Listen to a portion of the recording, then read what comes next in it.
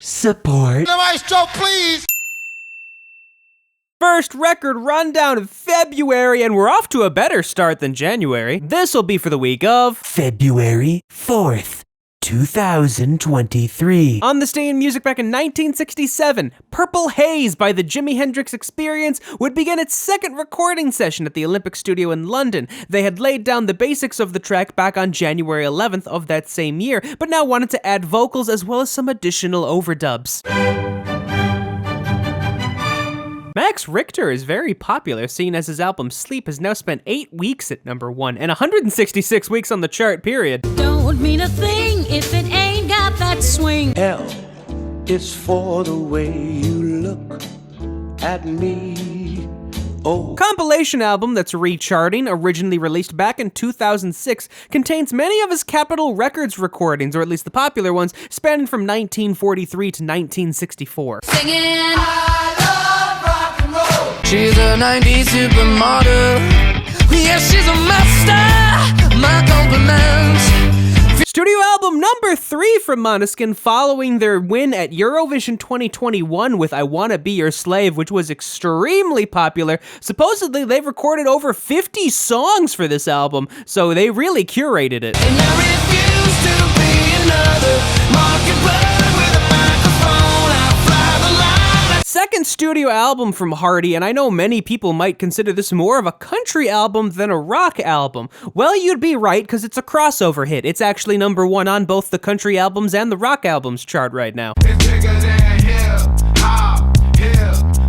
Niggas wanna be my kin, pussy, you not my folks. Run around town in them bins, put that bitch on spokes. Spit. Studio album number 5 from Trippie Redd, and as is typical of many of his releases, inundated with various high-profile features, such as Travis Scott, Lil Durk, Lil Baby, Da Baby, Future, and even Juice WRLD.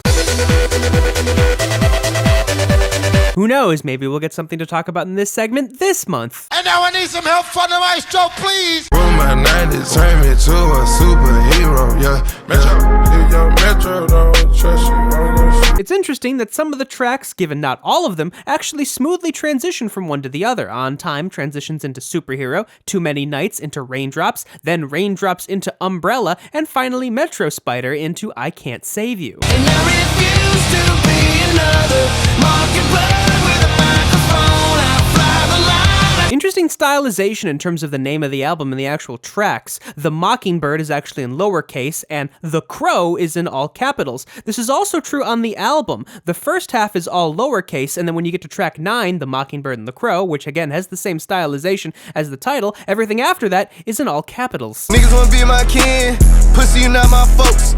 Run around town in them bins, put that bitch on spokes. Spit. For die-hard Trippie Redd fans, A Love Letter to You 5 is coming out. He hasn't announced a release date yet, but you at least have this to hold you over until then. It must be exhausting, always rooting for the anti-hero.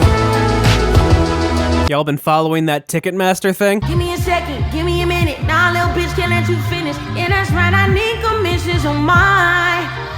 Fun fact, the album artwork is actually a reference to a 1997 photo of Princess Diana, where she was in a similar pose on a yacht trip in Portofino, Italy. So a bit more to talk about now in February, given this weekend we have the Grammys, so make sure you come back here Monday for the rundown of that. And now I need some help from the maestro, please! Maestro!